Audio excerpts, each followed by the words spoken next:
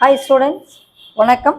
இப்போ என்ன பார்க்க போகிறோம்? 7 பயிற்சி 7.3 8ஆம் கணக்கு என்ன கொடுத்துருக்காங்க.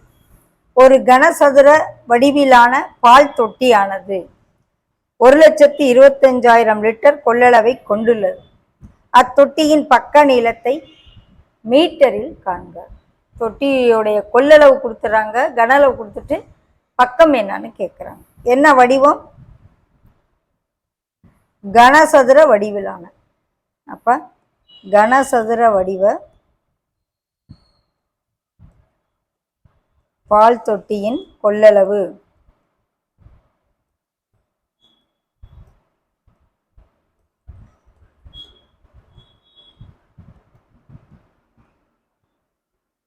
ஈக்குவல் டு கனசதுரத்தினுடைய அந்த தொட்டியுடைய கொள்ளளவு கொடுத்துருக்காங்க, இவ்வளவு லிட்டர்னு கொடுத்துட்டாங்க. ஃபார்முலா நமக்கு கனசதுரத்தினுடைய கொள்ளளவு அல்லது கன அளவுக்கு ஃபார்முலா ஏ கியூப்னு ஃபார்முலா.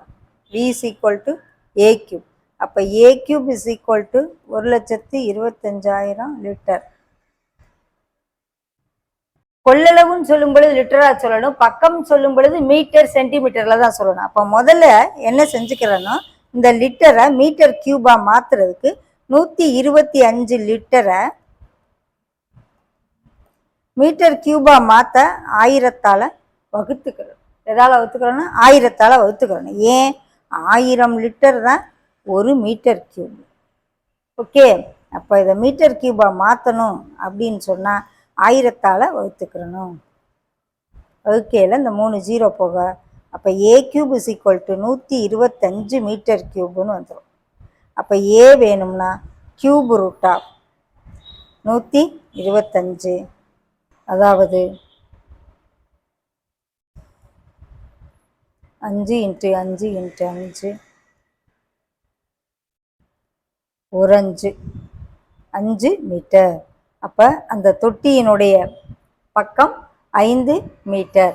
இந்த லிட்டரை மீட்டர் கியூபா மாற்றுறதுக்கு நான் என்ன செஞ்சுருக்கேன்? 1000ஆல வகுத்திருக்கேன். அதுக்கு தான் இந்த இடத்துல இது எழுதியிருக்கேன். 1000 litre equal to 1 metre cube. அப்போ 1,25,000 லிட்டரை மீட்டர் கியூபா மாற்றுறதுக்கு 1000ஆல வகுத்துற முடியும். ஓகேவா?